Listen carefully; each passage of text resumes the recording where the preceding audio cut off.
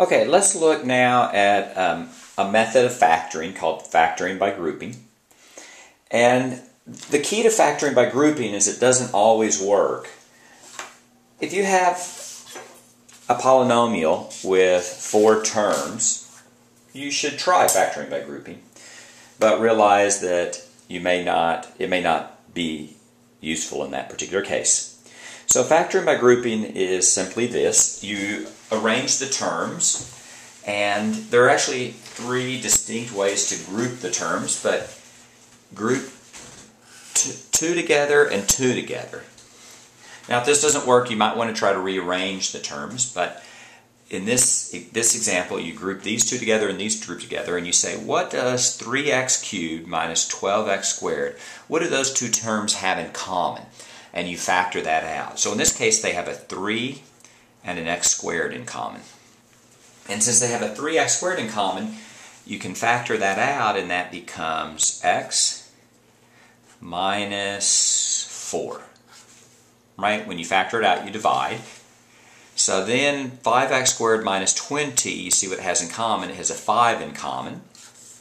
So that means you divide each of these terms by 5, so that's going to be an x minus 4. And then if these 2 terms are identical, you'll be able to factor that out. So if we factor that out, then we end up with 3x squared plus 5. 3x squared plus 5, x minus 4. And that's factoring by grouping.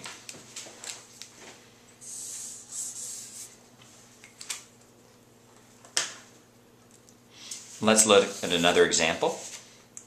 This one you have 10x to the third minus 15x squared plus 2x minus 3. We're going to group the first 2 terms together and the second 2 terms together. We ask, what does 10x cubed and 15x squared have in common? That's going to be a 5x squared. Then you're going to divide this by 5x squared and this term by 5x squared. That's going to be a 2x. And that's going to be, the x squareds cancel, that's going to be 2x minus 3. Now as you move to these 2 terms, you look and see what 2x squared and 2x and 3 have in common. In this case they don't have anything in common, but let's just factor a 1 out. Normally one wouldn't do this, but in this particular method we do. We always can.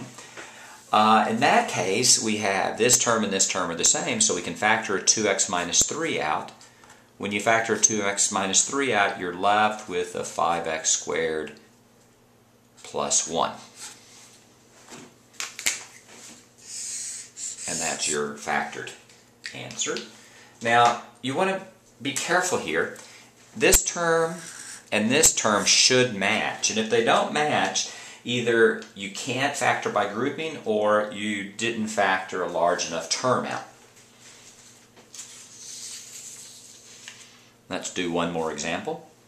This one is 35x cubed minus 14x squared plus 30x minus 12. So again, we'll group these 2 and group these 2 together.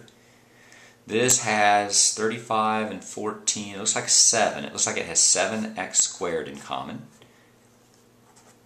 And then that's 5x minus 2. 30 and 12 have a 2 in common, and that has 15x minus 6.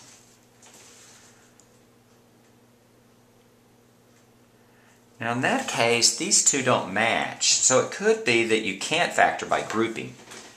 Instead, what I'm going to do is I'm going to simply erase my work, and I'm going to do it again, and I'm going to make sure that there's nothing else that I can take out here. Let's see, 35 and 14. Maybe I can take a 14 out. 14 and 35, no I can't. So I'm going to go ahead and take a 7x squared out again. And that's 5x minus 2. But let's look at this one, a 30 and a 12. Now, it's true that 2 goes into them. Let's try 4. 4 doesn't, but 6 does. So this time, let's take a 6 out. And now you have 5x minus 2. And now these 2 match. So you can factor out the 5x minus 2. When you factor out the 5x minus 2, what you're left with is 7x squared plus 6, and that's going to be your answer right there.